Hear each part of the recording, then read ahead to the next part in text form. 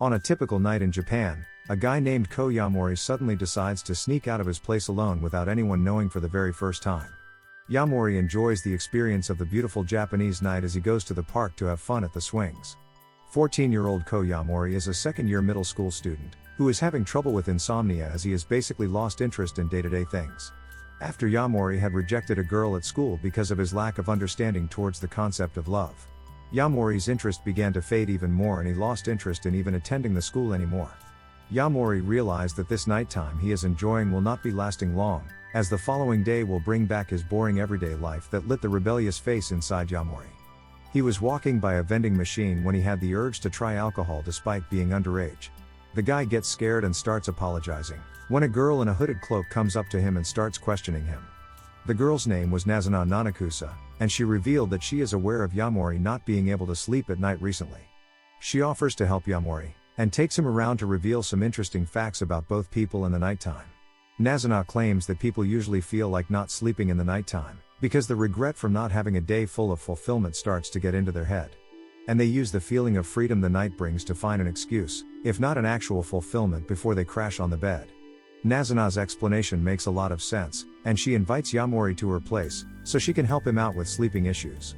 Yamori follows her to her apartment with no second thoughts, and Nazuna surprises him a little as he is now supposed to share a futon with her. Yamori agrees to share the futon and asks his insomnia is still crippling due to the voices going in his head. The guy just decides to pretend that he is in a state of deep sleep. Nazuna assumes that Yamori is asleep and reveals quite the secret when she turns out to be a vampire who drinks Yamori's blood, finding it unusually tasty. Yamori, who is already awake, gets up and after realizing that the cute Nazuna is actually a vampire, starts questioning whether he would become a vampire too. Nazuna declares that he'll be fine, as there are certain parameters for a human to become a vampire, and is left a bit surprised when Yamori appears to be quite willing to actually become one. Yamori's intention to do whatever it takes throws Nazuna off a little and she decides to take the conversation outside, where she explains those parameters further. Nazuna remarks that in order for a human to become a vampire, they first need to fall in love with the vampire and then have the vampire bite them. Nazuna had started to talk about stuff like copulation that made the 14-year-old Yamori a little embarrassed, before he sat down to remember the real reason he doesn't like girls. Yamori, who had no concept of love, is revealed to be sick of the attitude that the ugly girl was giving him, and that feeling made his usual life in the day quite boring for him. Nazuna finds the little punk interesting and offers to help him escape the norm and get out of his boring life as a joke. Yamori seems like he's been waiting for such an opportunity as he immediately accepts right in that moment while remarking that he would try his best to enjoy the night and become a vampire by hopefully falling in love with Nazuna. Nazuna, who is a little startled at first, accepts the kid and decides to give him the experience of his first free night out, by taking him to the rooftop of the building and showing him just how beautiful and free the night feels, as she flies while carrying him. After the fateful encounter he had with Nazuna, Yamori continues to sneak out of his place as he walks through another great night to meet up with Nazuna at the park. Nazuna proceeds to make some more copulation jokes, and gets really embarrassed when Yamori just straight up offers her his blood to drink. Nazuna tells him not to do that, and yet again asks why the guy is out here at night. The two begin to have another great experience of the night as they're walking around. After Yamori reveals his determination to become a vampire, which makes Nazuna stress once again about just how tasty Yamori's blood is. The next night, Yamori roams around the town, witnessing the beauty of the area, while he is looking for Nazuna. He ends up running into Nazuna while he was walking back to his place, where she greets him to reveal how she drinks the blood of random people. Yamori acts a little jealous, but later gets to the main point as he requests that the two should share contact information, as looking around like this is really inconvenient. After making a lame joke in an ecstatic mood, Nazuna reveals that she doesn't have a phone as she never really needed it, which makes the modern-day kid Yamori quite surprised. The pair goes back to Nazuna's apartment where she pulls out her brick phone from the 90s, before the two shared a futon for the night again. Yamori's struggle for finding Nazuna continues for another night, as he finally sits down to catch a breath at a local park. The vampire pulls up with her usual greeting style and an irritated Yamori reveals that he'd found a solution for their communication. Yamori had brought a transceiver watch for children that makes Nazuna quite eager to play with it. Yamori explains a little backstory about how he had bought one of these when he was a kid, in hope of meeting someone new. But the other person who took the watch never really talked to him. Nazuna laughs a little about how childish Yamori is, and the two start to have fun as they play around with the transmitters while making jokes. Yamori gets filled with joy yet again as Nazuna takes him on a trip to the sky again and lands on his school's rooftop, where Yamori decides to give Nazuna the nickname Nazuna-chan, before he formally asks her to be his friend. Later on in the night, Yamori is wondering about what had happened to the other watch on his hand when he received a signal. He turns around assuming that it's Nazuna, but is a little surprised after finding out another girl from school right beside him. The girl turns out to be Asai Akira, a girl who Yamori had known ever since they were kids and was in the same class as Yamori. Feeling a little bit of confusion, Yamori asks Akira why exactly she has that transceiver, to which she explains that Yamori basically gave it to her. Yamori gets confused as he doubts his own memory while Akira explains further about how she had seen Yamori put the watch above her mailbox, which actually led her to believe that Yamori wanted to give the transceiver to her and be friends.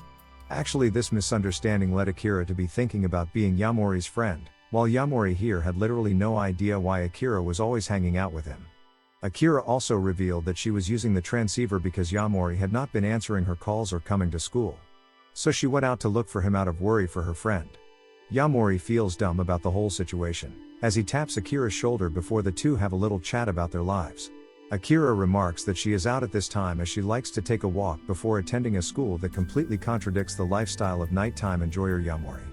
And before Yamori finally heads back to sleep, he takes the time to actually tell Nazuna about the fact that even he had a friend all along, but he just never knew. Sometime later, Yamori was leaving Nazuna's place and his reaction to Nazuna's teasing leads her to be suspicious about Yamori being involved with another girl recently. After leaving Nazuna's apartment, Yamori heads out to meet up with Akira, as he had been doing for the past few days, and even though they were not really talking too much to each other, Akira still wanted to keep the thing going.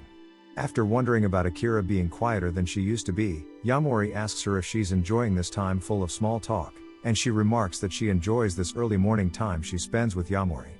Yamori still wonders whether this is the only reason Akira spends time with him. When chills run down his spine upon the sight of Nazuna, who is watching the two from the sidelines all along. Nazuna pulls up with an angry look, but just starts to make fun of Yamori as Akira watches the whole thing. Nazuna remarks that her relationship with Yamori is only physical, and her words lead Akira to believe that Yamori loves the strange girl. Nazuna rants about how romance is the only thing that kids these days ever think about, before she comes up to suck Yamori's blood, leaving Akira shocked while revealing that she is actually a vampire. The conversation moves to a restaurant where Akira asks why Yamori is letting a vampire suck his blood. After Akira basically tells Nazuna to shut up, Yamori reveals that his dissatisfaction with him going to school was really the biggest reason for him letting Nazuna suck his blood. Akira tries to explain how she goes to school with the same exact feeling, and how she's happy about meeting Yamori outside like this, before she tells the guy to come back to school with her. Yamori's determination seems to be wobbling as he hesitates to answer, and that leads the Nazuna leaving the restaurant after questioning Akira about not getting in touch with Yamori. Yamori tries to follow Nazuna to ask about what's going on, and when she runs away with an angry look on her face, Yamori is seen worried. Yamori looks for Nazuna throughout the city, and after no success for quite a bit of time, he sits down at a bridge where he manages to try and explain over the watch how he has no idea about how apologizing works. Apparently Yamori was thinking that Nazuna got upset with him, but she tells him otherwise, claiming that she just got ticked off after Yamori hesitated to answer about going back to school. The night ends with Yamori learning the difference between getting angry and getting ticked off alongside some reassurance that Nazuna takes him as a friend, even though she has a few misunderstandings about that. A couple of days pass by just like previously, and one day Akira is at school where she is wondering about things that have been going on recently, when her teacher mentions stuff about how children should have a nice and strict sleeping schedule. After returning from school, Akira, who is unable to sleep, lies down to wonder about life even more. While Yamori, who had been proud of his sneaking skills improving recently, gets embarrassed after finding Nazuna easily the following night. Having mixed feelings from the night a couple of days ago, Yamori decides to get his thoughts straight before meeting up with Nazuna, and starts to wander around town wondering about what exactly is the feeling he is experiencing.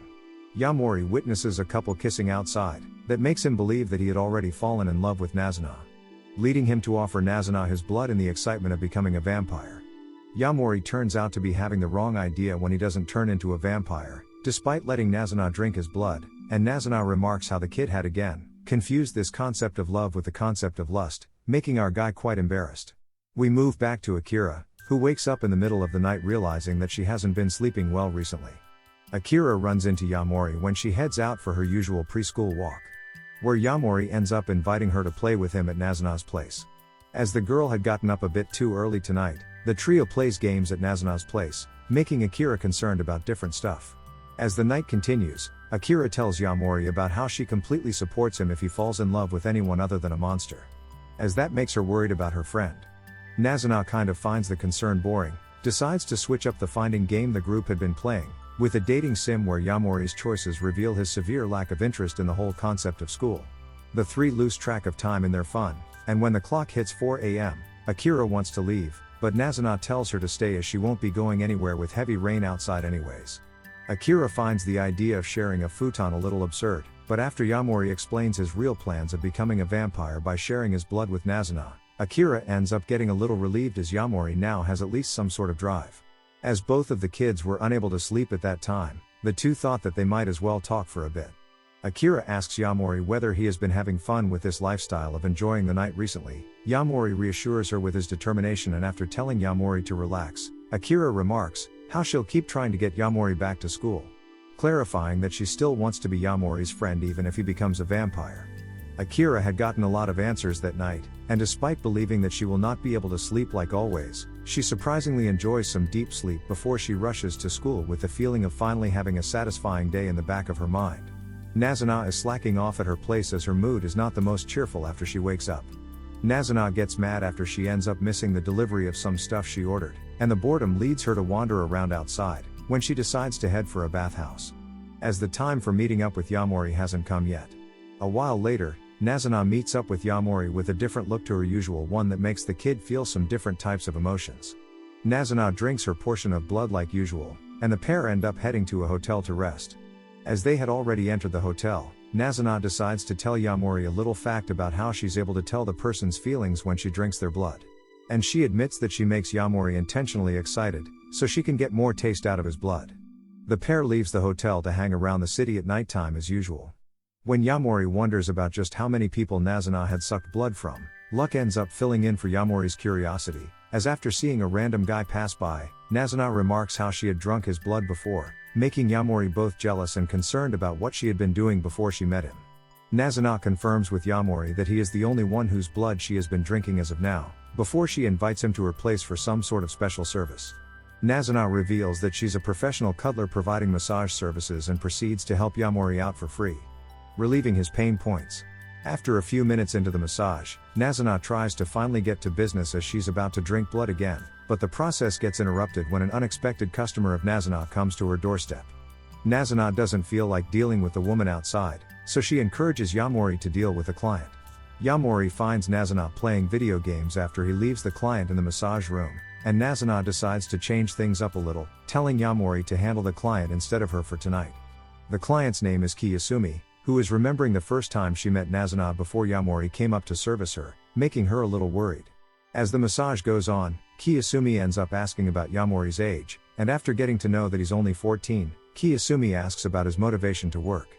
Yamori remarks that he just hates school and wants things to do to be free, which makes Kiyasumi cry after realizing just how much he hates her job. Kiyasumi receives a call from her boss in the middle of the night, but after seeing the look on her face, Yamori decides to make her stay. Nazuna also comes inside the room and throws Kiyasumi outside the window, to let her feel the thrill of a near-death experience, before Yamori jumps in and Nazuna saves them both from dying. After apologizing, Yamori reveals his wish to become a vampire, and tells Kiyasumi just how weird it is for her boss to pressure her at 2 a.m, ultimately helping her release that build-up stress. Yamori succeeds in cheering Kiyasumi up, and he makes her smile yet again, after revealing that he would turn her into a vampire once he becomes one as well, making her leave happily. With the feeling of happiness from helping someone in his heart, Yamori's story continues as the nighttime precedes the call for him while he looks forward to falling in love with Nazuna and reaching freedom by becoming a vampire. And that's the end of the video. As always, if you liked what you saw, subscribe to the channel. I'll be uploading a lot of videos just like this, so I'll see you at the next one.